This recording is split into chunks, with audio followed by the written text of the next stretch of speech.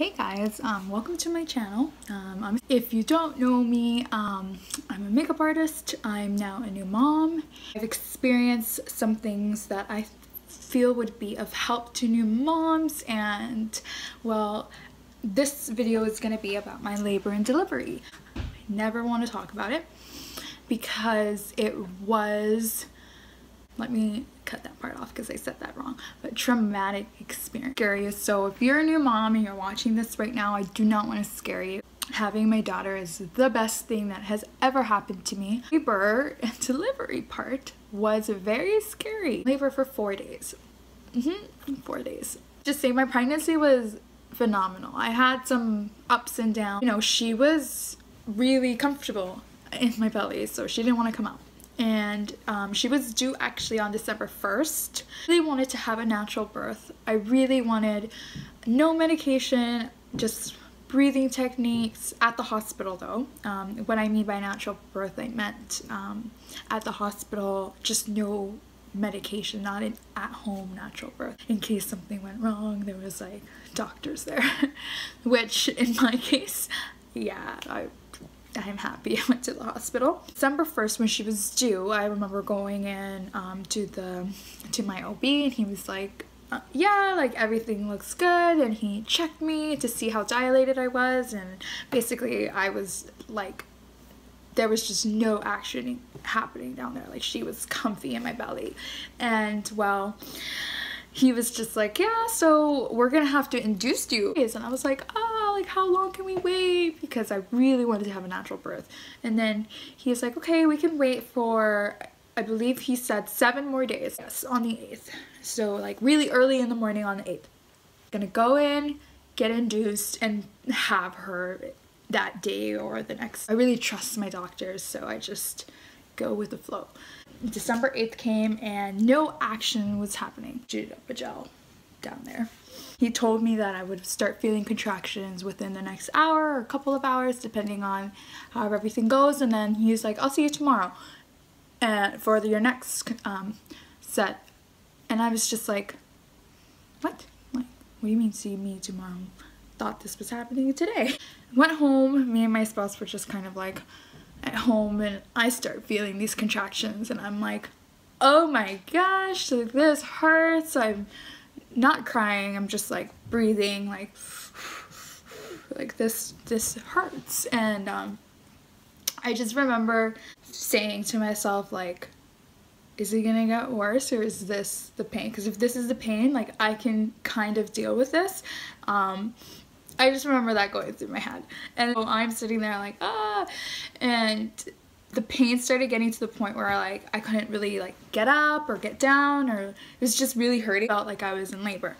So I remember during this time, I live in Canada, so there was a huge snowstorm happening here in Vancouver, British Columbia, and me and my spouse live on the mountains, but if there was snow, like there was a snowstorm, it just meant that it would be really hard for us to like get to the hospital, versus my mom lives like right there. She lived like maybe like 5 minutes away from the hospital. So me and my spouse decided that we would go stay with my mom. And I remember we go to my mom's house, and I'm Latina, so I don't know, Spanish moms get very involved during your pregnancy. I mean, it's amazing. They're amazing. My mom, I just love her. They have these like bruja tricks, like these tricks that they do to you. What she said that is like going to make my labor come. She gave me this hot tea thing that I had to drink, and she's like shoving it down my throat, and I didn't want to drink it. But at this point I was like, you know what, I want this baby to come out, because I'm just so tired like of being pregnant at that time. I just wanted to meet her. I was so excited to meet her. And basically, yeah, so I'm drinking this stuff that my mom made me, and I kid you not, I started like contractions that were the type that I was like, oh my god, this is this is it, this is it. To the hospital and they checked me and I'm not dilated enough, and here you have to be 4 centimeters dilated in order to be admitted. At some hospitals it's completely different. They sent me home, so I'm not going to explain every night, but basically the contractions got worse and worse and worse. Oh, on top of that, I couldn't eat. Anything that I was eating I was throwing up because I was just in so much pain, and I couldn't sleep because I was having contractions. So I had been sleep deprived. I had not eaten in 3 days, so 3 days time at this point. And then on the 4th day, my baby was born. But let me get into detail about that part. The 3rd night is when we actually got admitted into the hospital because I was 4 centimeters dilated, my contractions were 60 seconds long, and they were coming every like 2 to 3 minutes, or even closer, 1 to 3, something like that. And I remember I'm like, the funny part is that while I was experiencing this, now I'm crying. Like, I remember before I got to the hospital, I'm crying. I'm like, oh my god, this really hurts. My spouse, he was knocked out on my, we slept at my house, my mom's house. So he was like knocked out on the bed, and I'm like looking at him because he's like, like right there, and I'm like, ah, I'm like, I'm like in labor, and he's like, is it for real this time? And I'm like, it's been for real, but like the hospital just won't admit me. We get to the hospital and they finally admitted me because I was like, listen, you guys aren't sending me home for the 4th time. Like, I'm having my baby. The snowstorm, remember, is still happening. So he drives up to the hospital and it's just me and him. I can't walk at this point. Like, I can't even, I remember like holding on to the hospital chair because I couldn't walk or stand or I couldn't walk or stand or do anything because I was in absolute excruciating pain. And basically he drives a car and was like, can you get up? And I'm like, no, I can't get up. And I remember like holding on, poor guy, because I hadn't ate, and I remember I made him stop to McDonald's because I was so hungry. And like in the area that we live, there's like speed bumps. And I swear, this is what it feels like when it feels like you're gonna poo, like you have to push, like that. It's just weird. So I just remember like going through speed bumps, and I used to be like, drive slow, oh my god, I'm gonna have this baby. Like, my biggest fear was having a baby in a car. Tristan, stop driving so fast. And he's like, I'm driving slow. And we went to the McDonald's and it had a whole bunch of speed bumps. I'm like, stop driving like a maniac. And he's like, I'm not. And we ordered food and I literally puked it, so there was no reason for that stop. But he thankfully got some food in his system because Lord knows he was so tired of my bickering. He grabs a wheelchair and puts me on the wheelchair, and it's like midnight or 2 o'clock in the morning. I don't remember what time it was, but there's no one in the hospital. It's really empty, and he puts me in the lobby, and I'm just sitting in a chair like this, and I'm like holding on, like screaming and crying while he was gonna go park the car.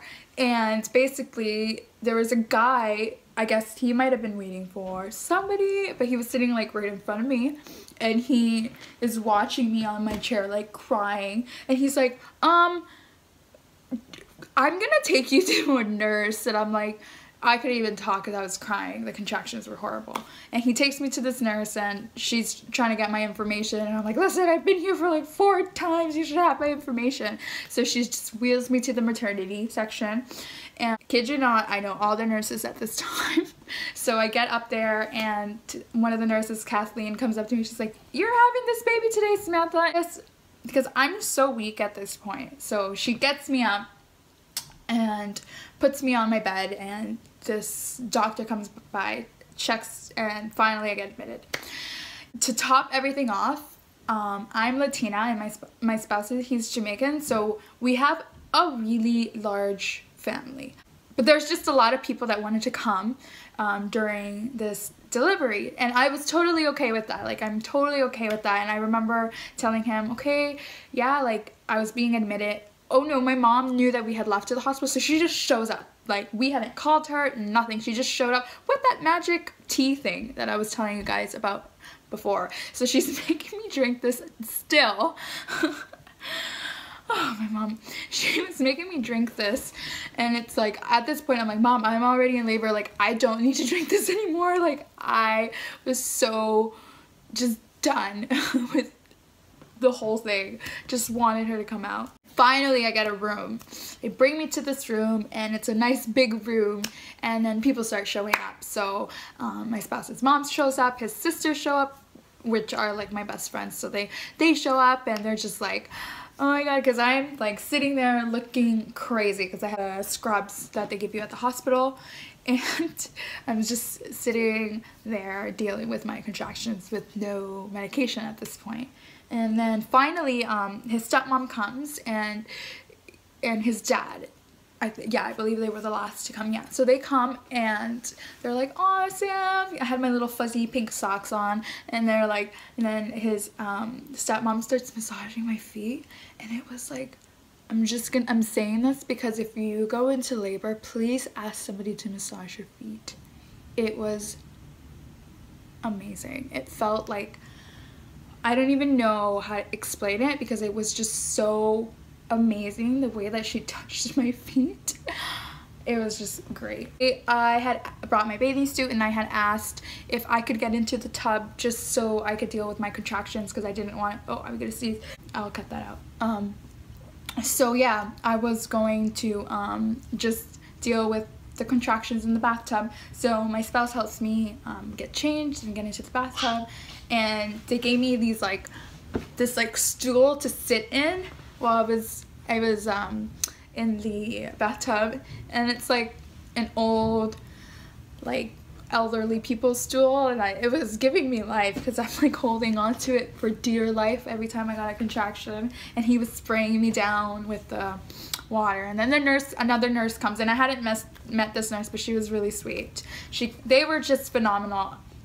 To me, I had a very good experience at RCH, explaining to me that like if I needed medication or whatnot to call her, introducing herself, because I believe there was a shift change or something like that. I don't remember the details. I said, no, it's okay, thank you, and she leaves. And then literally right after the door closed from behind her, in my head I'm like, there goes my opportunity to stop kind of feeling pain. And then I just looked at my spouse and I was like, would you be mad if I got an epidural or something right now, because I can't tolerate this anymore? And he was the most amazing. That's another thing I'm gonna say. If you're having a baby, I thought I needed to prep my guy, and I was so scared that I hadn't prepped him, or we hadn't really talked about. All I had told him was please be nice to me and don't be mean to me. But he was just so amazing during the whole process, and it was just you need that, because if you don't have that, you are going to lose your mind. But basically he was amazing. So he was just like, Sam, you have been in labor for 3 days and you haven't been able to eat, you haven't been able to sleep, so if you want medication, you can do it. Our baby's coming out today, it's fine. Do what you need to do for you to be okay. And those words were hallelujah. And I'm like, okay. I called the nurse and I'm like, do you have anything that could help me that's not super strong medication? So she introduced to me the laughing gas, and my personal experience, I didn't like it. I know people that, worked for them. When I put the mask on, I thought I was gonna say things that I was going to regret. So I was like, I can't take this. I decided to get the epidural because at this point I was just in so much pain. So the anesthesiologist ends up coming. It was so fast. I'm super scared of needles, super scared of needles. Yeah, so I didn't want to see the needle, I didn't want to see anything, not being able to move because she was gonna, it's gonna mess up your back or whatnot. So she puts the needle in, and at first I felt so great because going from feeling so much pain for those days and then starting to feel some relief.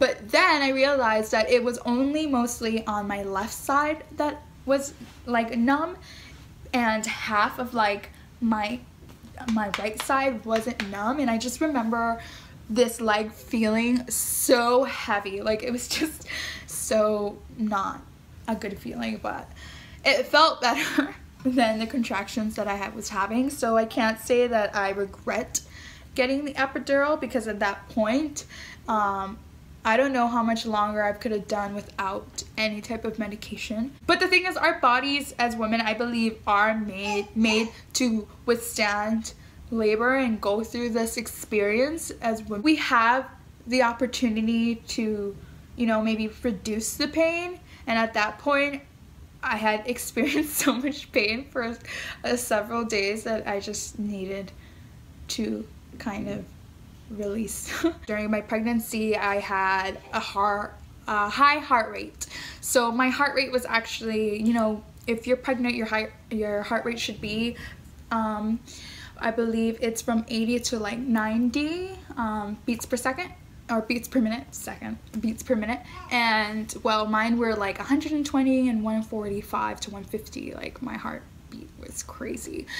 So I felt like I was having a heart attack every day. The first problem was that they couldn't read her heart rate. So what was happening was that the baby monitor that on my belly was reading either my heart rate or her heart rate, and like during the labor, if it was my heart rate, it was dropping at a it would have been okay because it was going to like 110, and that's not okay for like a newborn. So they were having trouble seeing whose was whose. And the doctor came in and told me that they were gonna have to put a little clip on her head to get a more accurate heart rate. And I was freaking out. I'm like, what? You're gonna do what?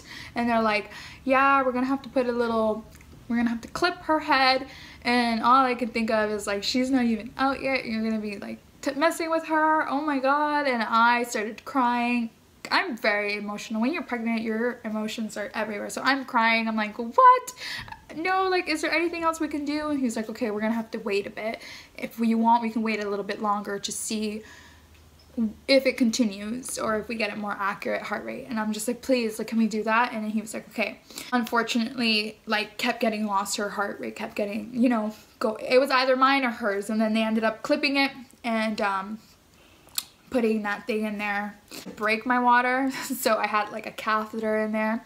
And then at this point, my doctor, he came in and checked me, and I was all of a sudden 8 centimeters dilated, and I was like, oh my God, yes.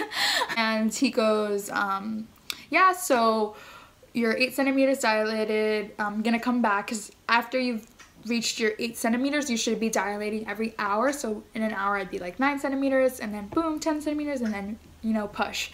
And he like, so he leaves and he comes back within an hour to check how dilated I am. And he's like, oh, you're still 8 centimeters. And he's just like, okay, that's weird. And he's like, I'll come back in like 30 minutes. But he didn't come back. It was another doctor that came and checked me, and she came to tell me that basically I was gonna have to have a C-section because I wasn't dilating. And I was like, whoa, whoa, whoa, whoa, whoa.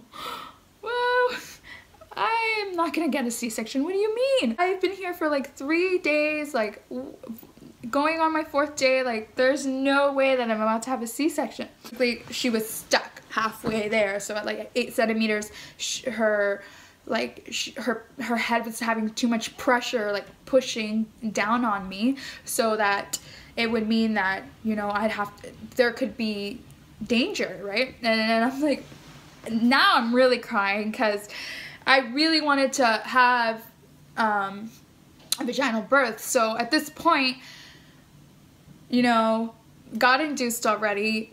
I decided to not get my second dosage of inducement because I went into natural labor. I've been experiencing this labor for 3 days now, going on my 4th, and now you're telling me I'm gonna get a C-section. So I was like so emotional and scared because all I know is I've never had any kind of surgery before. So like being cut, I was just, all these things were going through my head, and my spouse is by my side, and he just was like, you know what, like, we're gonna have her, she's gonna be great, it's gonna be fine. And I'm crying and I'm like, no, I don't want this. So like I had like a mental breakdown. So my first doctor came back and he was just like, okay, Sam, I know that this has been such a long process and I know that you want to have a natural labor. So what we're going to do is we're going to give you another hour. So we're going to wait just 1 more hour. And if you are not 8 centimeters dilated, Sam, you're going to have a C-section. And I was just like, I like that. And he's like, I'm going to try one more thing. So he says, because they broke my water, that maybe there was not enough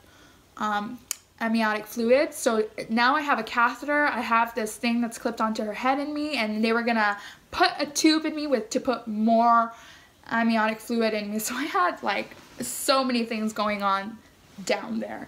And basically they did that and it didn't end up working. So he comes back and I had to have a C-section because I got the epidural. The medication that I need for a C-section was going to make me shake during delivery. So, not delivery, during the C-section, cesarean. I have this thing up. I'm sure you've seen videos of what it looks like, but yeah, I just, you know, haven't ate. I haven't slept. I'm literally like holding on to dear life. Like my lips were the Sahara Desert. Like I was, oh, and when you're like in labor, you cannot eat. Like, so I was sucking on ice chips. I chipped my tooth during my daughter go into surgery. I was blessed with a beautiful baby girl. She was perfect. As soon as I saw her, like, I was crying. I couldn't even hold her, but she was so perfect. I loved her so much. And I just remember like being on the table and they were doing the stuff to her in the little incubator over there, and my spouse was just like looking over at her, like just staring at her, like, and I didn't hear her cry or I didn't hear anything coming out, like her. So I yelled at him, I'm like, talk to her, like, what's going on? And he like snapped back into like reality and starts like talking to her, being like, hey princess, or like, I don't remember exactly what he said, but you know, it was really just an amazing experience.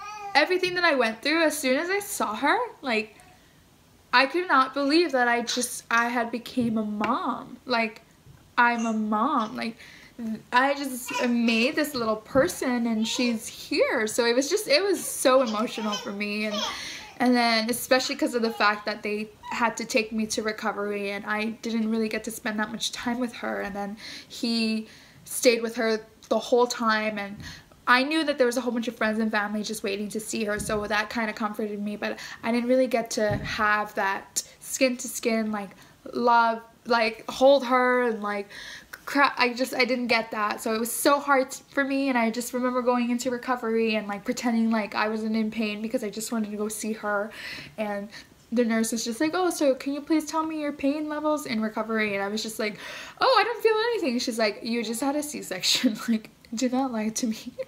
And I'm like, okay, I just want to go see her. And I remember I literally felt like I was dying. Like, I don't even know how to explain it to this day, but it was just a crazy pain. Finally went to go see her, and when I go see her, everybody's like, I just remember being wheeled in by one of the, what are they called, porters? Tristan, are that's what they're called? Yeah. Yeah, a porter. So he was taking me, and I remember Jasmine, my sister, she like stops me and she's like, Samantha. And I'm like, dead, like, huh? And she's just like, you just made the most prettiest, beautiful baby ever. Like, she's so beautiful. And I'm like, I just want to see her. I just want to see her. I'm like crying because I just want to see her.